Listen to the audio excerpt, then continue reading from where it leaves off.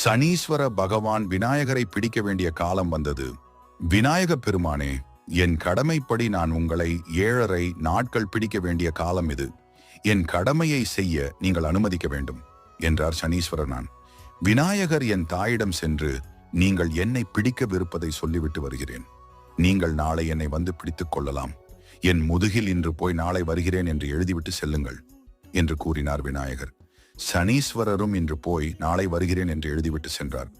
இன்று போய் நாளை வருகிறேன் என்று முதல் நாள் தான் எழுதியதையே படித்தார். சனீஸ்வரரே, நீங்கள் சொன்ன சொல்லை காப்பாற்றுவீர்கள், சொன்னபடியே நடந்து கொள்வீர்கள், இன்று போய் நாளை வாருங்கள் என்று அவரை அனுப்பி வைத்தார் விநாயகர். சனீஸ்வரர் மறுநாள் வந்தார். முதல் நாள் கதையே அன்றும் தொடர்ந்தது.